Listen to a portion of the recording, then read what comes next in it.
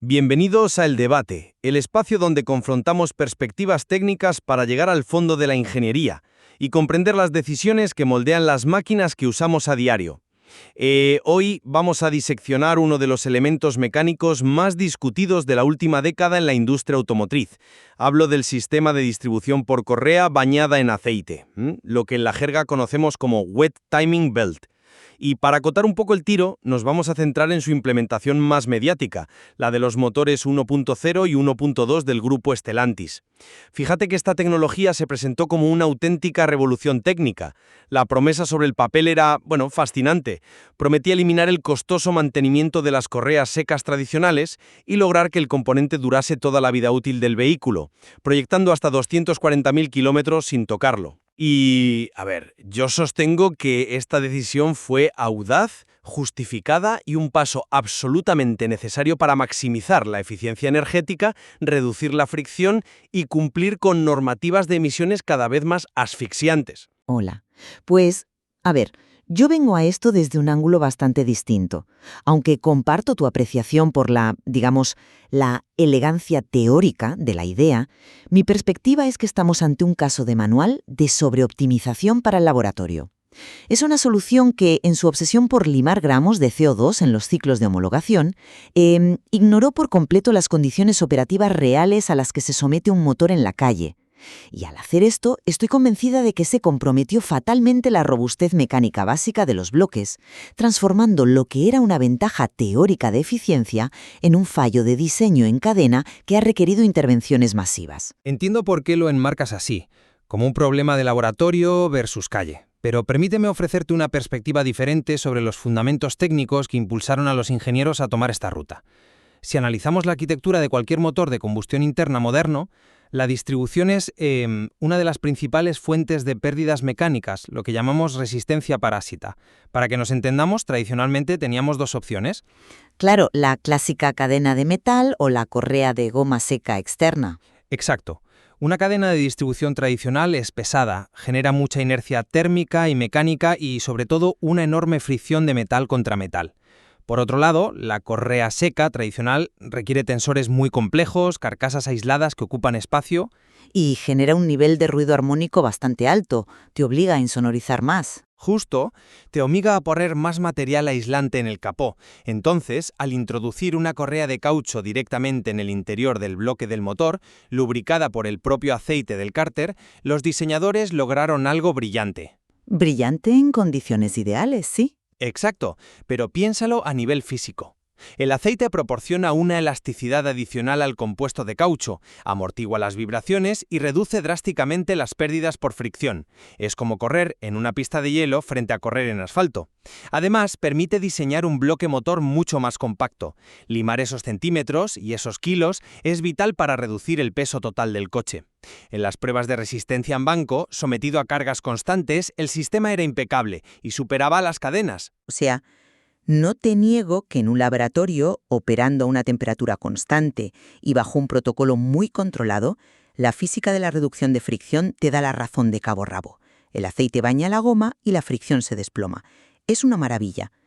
Pero ahí es precisamente donde la ingeniería chocó de frente con la realidad. Se olvidaron de algo básico en el diseño de automoción y es cómo usa la gente realmente el coche. El diseño obvió un escenario operativo fundamental que cualquier mecánico sabe que es la norma, no la excepción. ¿Te refieres a los trayectos cortos y la conducción puramente urbana? ¿El ir a por el pan o llevar a los niños al colegio en pleno invierno? Justo eso. Trayectos de 5 o 10 minutos. En esos ciclos tan cortos, el motor apenas se calienta. El refrigerante y, más importante aún, el aceite no alcanzan su temperatura óptima de funcionamiento que suele rondar los 90 o 100 grados. Y cuando un motor opera en frío, las piezas metálicas, como los pistones y los cilindros, no se han dilatado del todo. Eso es, no se han dilatado, así que tienen más holgura de la cuenta. Claro, y ahí es donde entra el famoso fenómeno del blow-by, la filtración de gases y fluidos. Exactamente.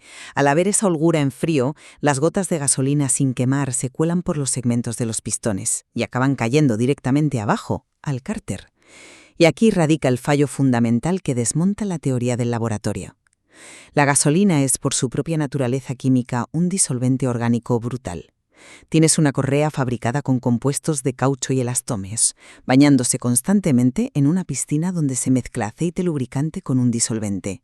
Es una bomba de relojería química. El material reacciona, se hincha, pierde sus propiedades estructurales y comienza a deshacerse. Ese es un punto técnico muy sólido, la interacción química. Aunque yo lo formularía considerando el ciclo térmico completo. A ver, la filtración de combustible en frío es inherente a cualquier motor de combustión. No es un defecto exclusivo de esta arquitectura de Stellantis. La premisa de ingeniería asume que, una vez el motor alcanza su temperatura de régimen, ese combustible volátil que ha caído al aceite sencillamente se evapora. El calor del cárter lo convierte en gas, el sistema de ventilación del cárter lo recupera, lo reintroduce en la admisión y el motor lo quema. El aceite vuelve a estar limpio. Ya, pero esa es la trampa de la premisa. Asume que el motor siempre se va a calentar lo suficiente para evaporar la gasolina. Totalmente. Por eso, el problema no es el diseño arquitectónico del motor en sí, sino los perfiles de uso extremo. Si el vehículo se utiliza exclusivamente para trayectos de 5 minutos, el aceite nunca llega a los 100 grados, el disolvente se acumula y la química hace su trabajo destructivo. Y quiero añadir algo sobre por qué se asumió este riesgo. La evolución técnica requiere empujar los límites de la ciencia de los materiales. Para alcanzar los niveles de eficiencia térmica que exigen las normativas anticontaminación europeas, como la Euro 6, hacer de la correa húmeda el elemento principal de sincronización era la vía más directa para obtener esas ganancias. Es un argumento muy convincente el de la presión de las normativas de emisiones, te lo acepto. Pero, ¿has considerado cómo otras marcas abordaron exactamente la misma tecnología mitigando el riesgo arquitectónico? ¿Te refieres a que no todos pusieron todos los huevos en la misma cesta? Exacto. Fíjate en el grupo Volkswagen, por ejemplo. Ellos también adoptaron la correa bañada en aceite en sus motores TDI de 3 y 4 cilindros, como el 1.6 o el 2.0. Sin embargo, su implementación fue infinitamente más prudente. Utilizaron esta correa húmeda únicamente en la parte baja del motor, para accionar la bomba de aceite. No la usaron para mover los árboles de levas, que es el corazón de la sincronización. Ford, que fue pionera metiendo la correa en el aceite en sus primeros motores EcoBoost de gasolina, vio los problemas de degradación, rectificó a tiempo y volvió a la cadena de distribución metálica tradicional en generaciones posteriores. Sí, Ford dio un paso atrás bastante sonado en ese aspecto. Y en cambio, Stellantis apostó todo al rojo, convirtió este elemento vulnerable a la química en el corazón absoluto del tren de válvulas. Si la correa de la bomba de aceite de un Volkswagen se degrada, es una avería grave, por supuesto. Pero si la correa principal de sincronización de un PureTech pierde la tensión porque se ha hinchado o se rompe, el desastre es absoluto. Los pistones suben, las válvulas bajan a destiempo y colisionan. Motor destrozado. La gestión del riesgo arquitectónico me parece, como mínimo, temeraria. Comprendo el matiz de la gestión de riesgos, pero no estoy del todo convencido por esa línea de razonamiento aplicada a la eficiencia. Limitar la correa húmeda solo a sistemas auxiliares menores, como hizo Volkswagen con la bomba de aceite, es renunciar al mayor porcentaje de eficiencia que esta tecnología te puede dar. El tren de válvulas, en la parte alta de la culata, es donde se produce la mayor resistencia parásita por la tensión de los muelles de las válvulas. Es donde más fuerza hay que hacer para mover el sistema, ¿cierto? Exacto. Si solo aplicas la innovación a la bomba de aceite abajo, te quedas con un motor que sigue arrastrando las enormes pérdidas mecánicas de una cadena pesada arriba. La arquitectura de Stellantis no era inherentemente errónea por diseño, simplemente fue la que más se atrevió a extraer el potencial completo del concepto. Querían el máximo ahorro de combustible posible. ¿Pero a qué precio? Detengámonos a analizar mecánicamente lo que ocurre en el interior cuando ese escenario urbano domina, porque la cadena de fallos es fascinante desde el punto de vista del análisis forense de fiabilidad. No es solo que la correa se rompa de golpe un día. No, claro, no es una rotura por tensión brusca, es una degradación paulatina. Es un proceso insidioso. Imagina un trozo de cartón mojado. El caucho expuesto continuamente a la gasolina se hincha, pierde su capa protectora y comienza a descamarse. Va desprendiendo pequeñas partículas, fibras diminutas de goma. Estas partículas caen al fondo del cárter y viajan por todo el circuito de lubricación, impulsadas precisamente por la bomba de aceite. Y ahí es donde encuentran el primer embudo del sistema. Exactamente. El primer cuello de botella es la malla metálica de la bomba de aceite, lo que en los talleres conocemos como la chupona. Imagina un colador de café. Si echas agua limpia, pasa perfecta. Pero si echas agua con fibras de cartón, el colador se ciega en segundos. A medida que esta malla se obstruye con los restos de la correa, la bomba no puede aspirar fluidos. El caudal y la presión de aceite en el motor caen en picado. Y sin presión de aceite pones en riesgo inmediato la lubricación de los cojinetes, del cigüeñal y el eje del turbocompresor, que gira a decenas de miles de revoluciones por minuto. Pero aquí es donde el diseño muestra su vulnerabilidad más crítica, y esto es lo que lo hace un caso de estudio. Al caer la presión de lubricación, no solo destruyes la mecánica interna.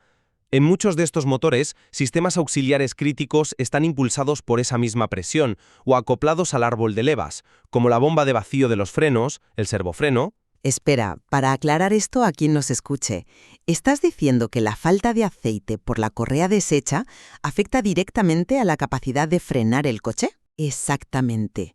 El servofreno es lo que hace que el pedal de freno esté suave y el coche frene con fuerza. Si la bomba de vacío que lo alimenta falla porque no le llega aceite a presión o porque el árbol de leva se atasca, ¿te quedas sin asistencia de frenado? El pedal se pone como una piedra. Estamos hablando de que una degradación química en el cárter resulta en una pérdida de seguridad activa en carretera. Eso trasciende el mero desgaste de una pieza. Es un fallo sistémico. Reconozco que esa cascada de fallos, descrita así, suena catastrófica si se permite que progrese hasta el extremo de la obstrucción de la chupona. Sin embargo, la ingeniería de mantenimiento desarrolló contramedidas efectivas y muy específicas para interceptar el problema mucho antes de llegar a ese punto crítico de falta de presión. Ya, ¿te refieres a las campañas de revisión en los talleres? Sí, a las revisiones y al diseño del propio mantenimiento.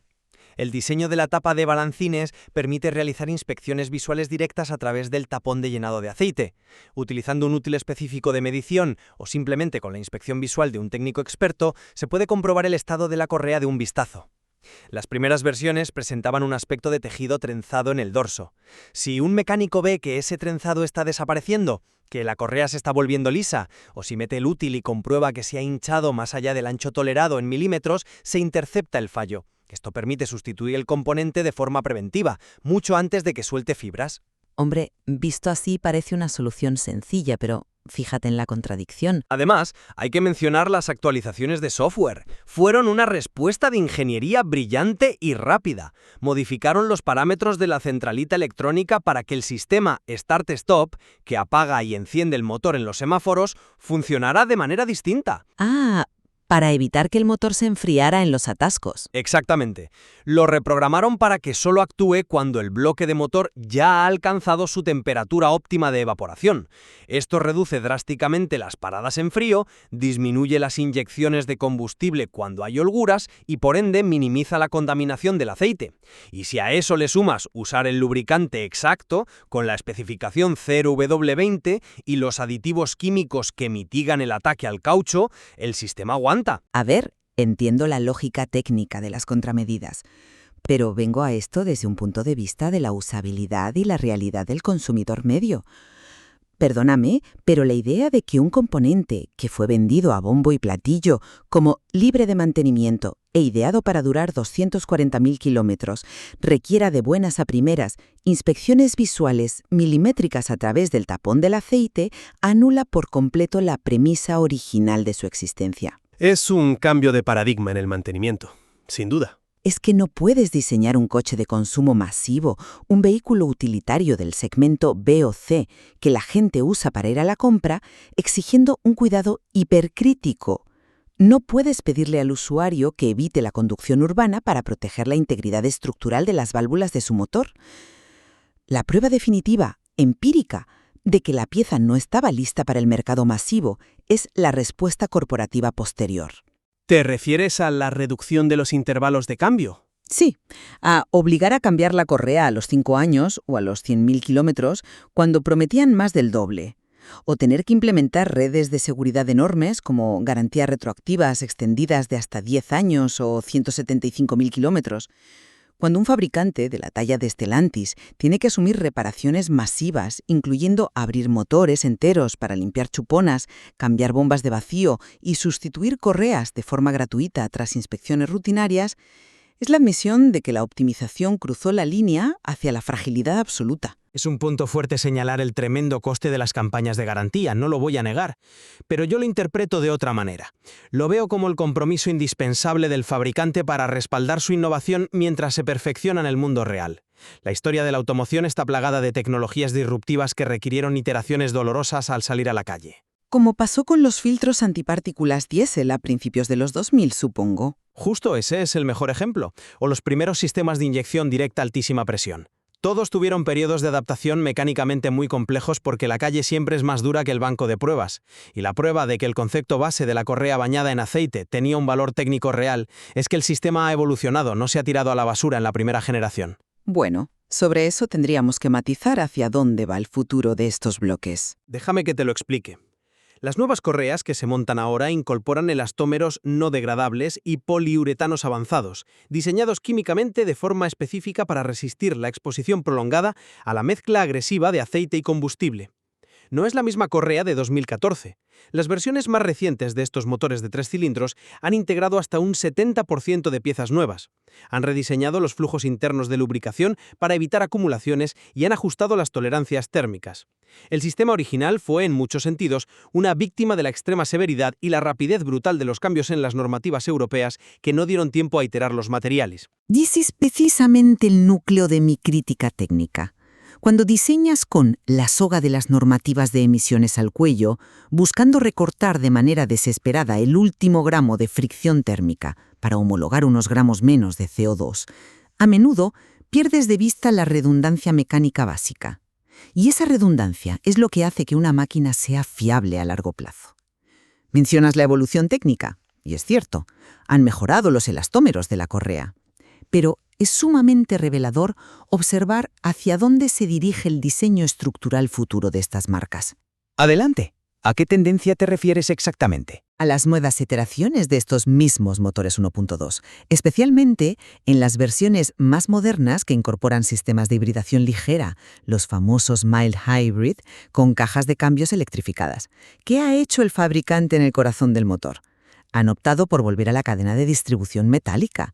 Si la correa, bañada en aceite, con todos sus poliuretanos avanzados, aceites espaciales y actualizaciones de software, fuera realmente la solución definitiva para equilibrar fricción y durabilidad, no veríamos este retorno a la cadena en las nuevas plataformas.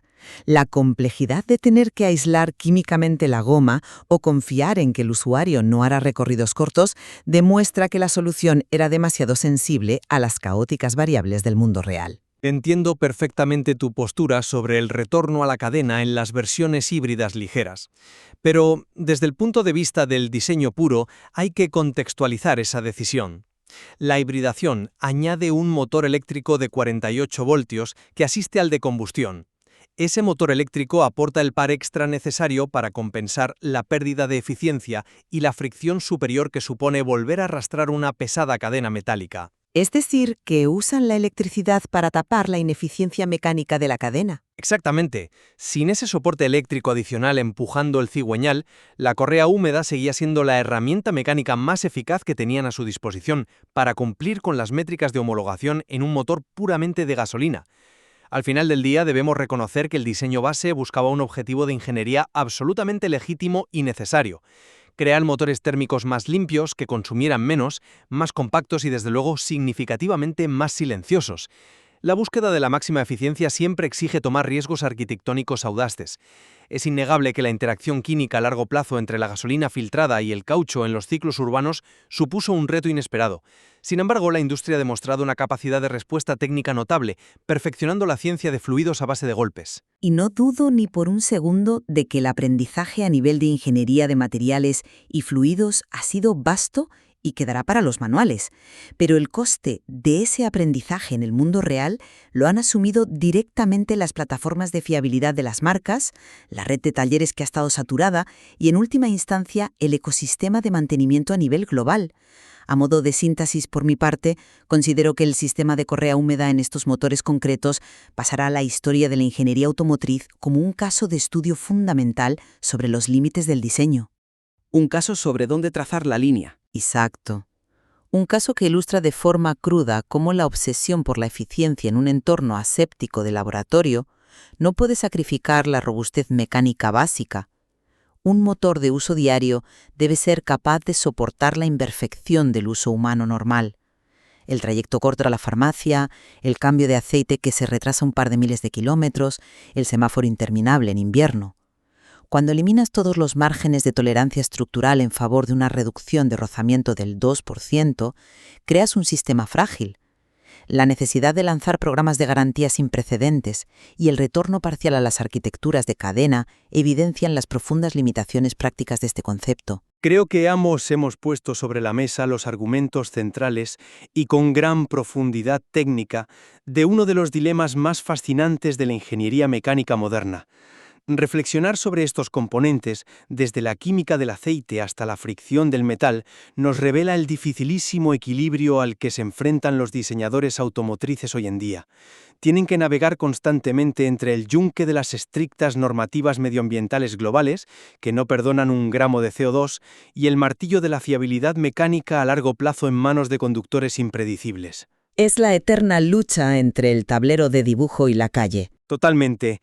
Es un terreno donde la innovación teórica choca frontalmente con la durabilidad empírica y donde aprendemos que cada gramo de eficiencia térmica tiene siempre un coste arquitectónico y operativo asociado. Queda en manos de quienes nos escuchan examinar cómo se diseñan las complejas máquinas de las que dependemos a diario, valorar los compromisos técnicos ocultos bajo el capó y cuestionar continuamente dónde debe trazarse la fina línea entre el avance tecnológico audaz y la resiliencia práctica. Seguiremos explorando estos límites de la ingeniería. ¡Hasta la próxima!